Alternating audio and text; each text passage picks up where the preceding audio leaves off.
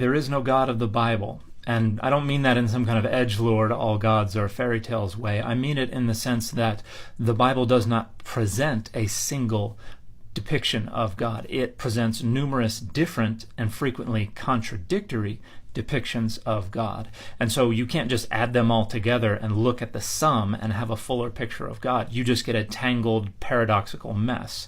What you do to get a notion of the God of the Bible is negotiate with the text and center and prioritize certain depictions and then marginalize, reinterpret, or outright ignore other depictions. And all of this is in the interest of making the text more meaningful or more useful for us within a given context or situation, which means any God of the Bible that we find is a situationally emergent, negotiated, divine profile, because the Bible is not univocal, it does not speak with a single unified voice, and it does not present a single unified idea of God. That's nonsense.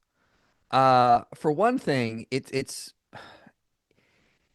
presupposing a sort of very, very simple psychology of a being. He can only act this certain way or only be this certain way.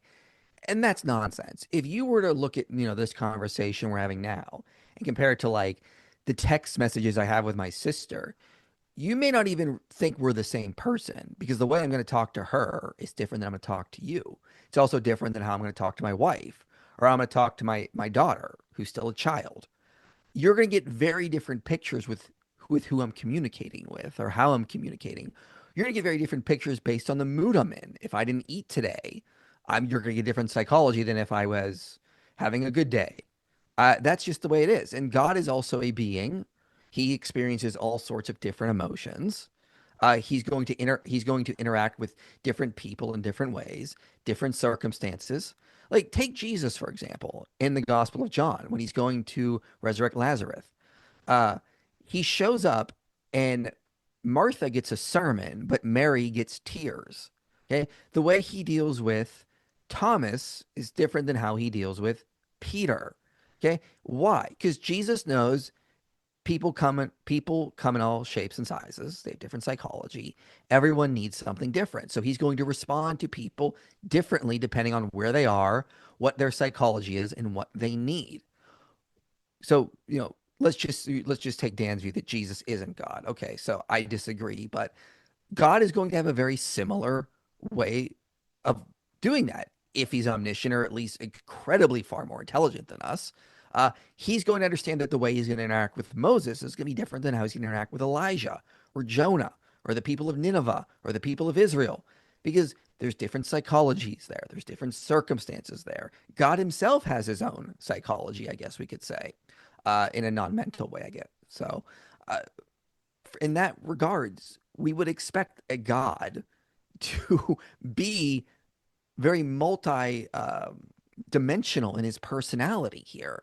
We just can't expect, oh, yes, God is this uniform, bland, boring substance that only responds in one way to everything. That's just not compatible with what we would expect from psychology. So they may say, well, you're positing a very complex explanation versus Dan's very simple one.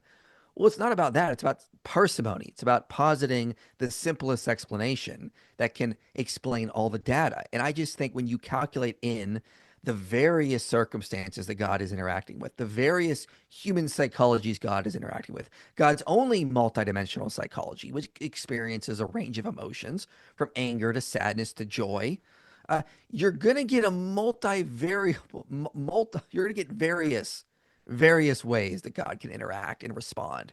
So just assume that God is angry in one book or happy in one book or merciful in one book or judging in another book doesn't mean we're dealing with contradictory accounts of God. We're dealing with a multidimensional God, like any person would be.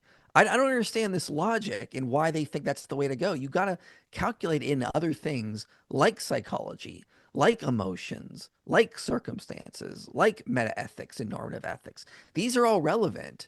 So we just can't assume a being like God is one dimensional in his personality, which I feel like this objection is doing. And that's problematic. Now, if Dan wanted to bring up some specific passages, we could talk about that. But again, I would just probably use a lot of the same reasoning here. The way he's going to respond to David is not going to be the same way he's going to respond to Paul. The way he's going to respond to Paul is not the same way he's going to respond to Adam and Eve or Moses. Okay. He's dealing with all these various different people who have different psychologies, different vices, different virtues.